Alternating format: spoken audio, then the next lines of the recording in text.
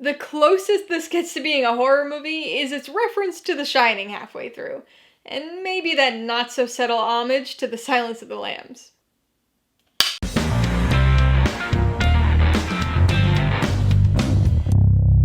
Hey everybody, welcome to Mainely Movies. Today I'm going to be talking about the 2020 psychological horror film, Antebellum, which will be available on VOD on September 18th.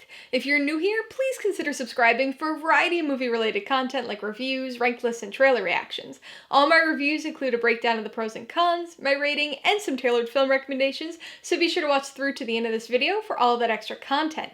Antebellum stars Janelle Monáe, Kiersey, Clemons, and Lange, and was directed by the duo of Gerard and Christopher Renz. It tells the story of Veronica, played by Janelle Monáe, who finds herself unexpectedly trapped in a horrifying and mysterious situation and must find a way to escape. Antebellum was a movie that I was looking forward to based on how intriguing the teaser trailer was. It didn't really tell us anything, but gave hints as to what the story could potentially be. And after having watched the movie, I've now gone back to check out those later trailers, and even though they don't ruin the story or give away too much, I'm glad I didn't see them before watching the film, because I know they would have narrowed the story possibilities enough for me that the movie wouldn't have had the same impact.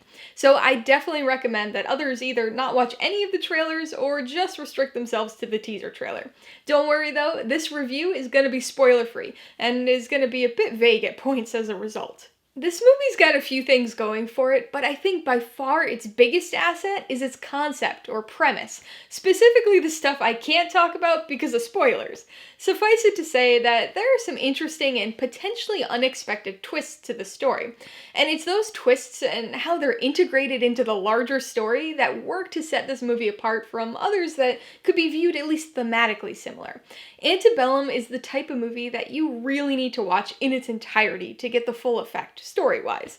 The individual segments of the film aren't anything overly unique or special on their own, and in fact, things are a bit mysterious and confusing in the beginning, but as the film progresses, things start to make sense as pieces of the story fall into their conceptual places. By the end of the movie, the story works, but as you're watching, it's definitely hampered by pacing and structure issues. This is another thing that's a bit tough to explain in a spoiler-free setting, but the movie has two major turning points. And if you've seen the movie, you know exactly what I'm talking about here.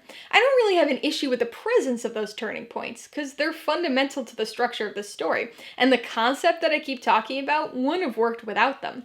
But they do really disrupt the pacing of this movie, and create very abrupt changes that pull the viewer out of the tension and general atmosphere that had been building.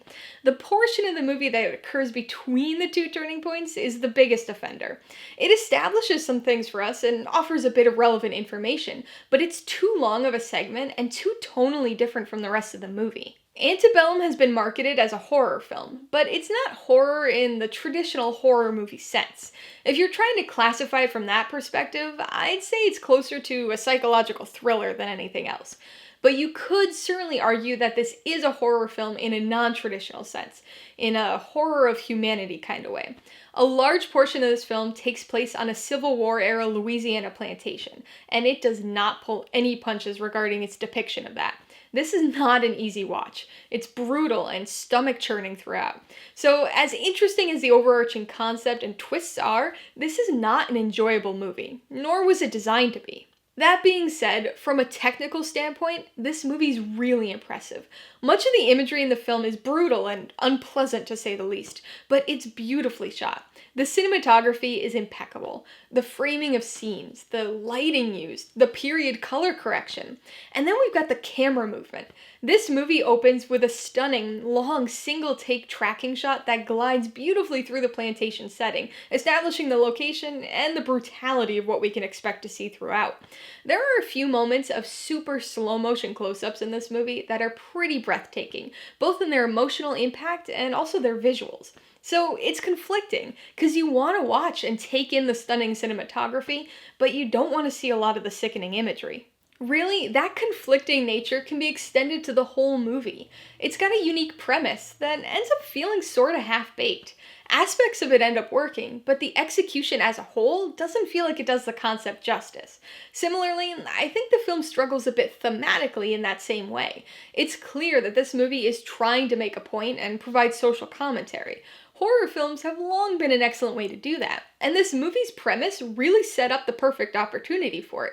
And they don't completely drop the ball here, but they certainly bobble it, opting to simply draw comparisons without expanding on them in a meaningful way.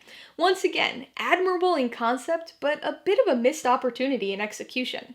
Alright, let's talk about the pros and cons. Pro number one is definitely the concept. And again, this concept is something I can't really talk about because it'd be a major spoiler, but it's really interesting and something I've never seen used in quite this way before. Without this concept, the movie wouldn't have been nearly as compelling or unique. And it does take a while before we actually realize what the concept is, with a pretty big reveal, so it's the type of movie that you gotta stick with if you want to have any chance of being impressed by the story. The second pro is the cinematography. This is a beautifully shot film. Right from the opening tracking shot, this movie is visually stunning. Everything from the colors, to the camera movement, to the framing of shots is really impressive. I wasn't expecting that. And even as the opening shot was playing out, I thought that maybe it was an outlier to draw us in and impress us, but I was impressed all the way through with the visuals. I mentioned it before, but this is a really tough watch when it comes to a lot of the events and imagery. So artistically and technically speaking, it looks amazing, but it's frequently very hard to watch. On the con side, the biggest issue is the pacing. And this really ties into the structure of the film and how it executes that concept that I keep having to be very vague about. While it's not a super twisty movie, it does have a few big turning points to the story, which can feel very abrupt. They're necessary for the concept and plot to play out in the way that it does, but they really disrupt the pacing. The film's essentially broken up into 3 parts, and the dramatic shifts that occur going from one part to the next sort of reset the tension and intrigue that the film just spent time building. And that middle section of the film really throws it all off. It does have some importance to the story, but it's much longer than it should have been and spends a weirdly long amount of time on things that don't have any bearing on the story. Before I give you my rating and recommendations, I want to remind you that if you're interested in buying Antebellum or any of the other films I mentioned today, I do have affiliate links for all of them in the description below. I get a small commission from anything you buy using one of my links, so I'd really appreciate it if you'd use them if you're in the market for any of these movies.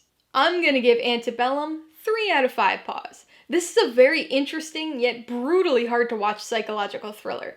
The concept and thematic ideas are there, but I think the script needed a bit more finessing in order for the film to execute its ideas in the way that it clearly hoped to. I would recommend Antebellum to people who like dark psychological thrillers with twists. I can't get much more specific than that without potentially diving into spoiler territory, but this movie's got a really interesting premise that comes together in a unique and unexpected way. But just know that it's very dark and brutal in terms of its depictions of slavery and Civil War era plantation life, so that could certainly be too much for some people to watch. If you liked Antebellum, I would recommend Get Out. That movie is a really good horror psychological thriller that tackles some of the same social themes in a better executed way. It also has a really interesting concept where the things that we see might not actually be what we think they are.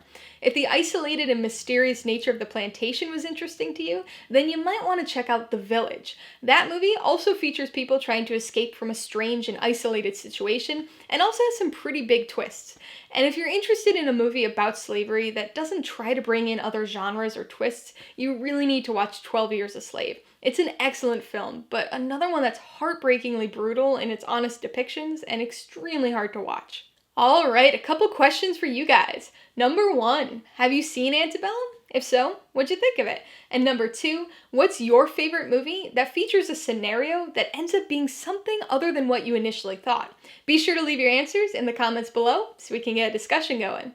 Alright, so if you got some enjoyment, insight, or information out of this review, I'd appreciate it if you'd hit that like button. And if you haven't done so already, please hit subscribe or add it to see more videos like this.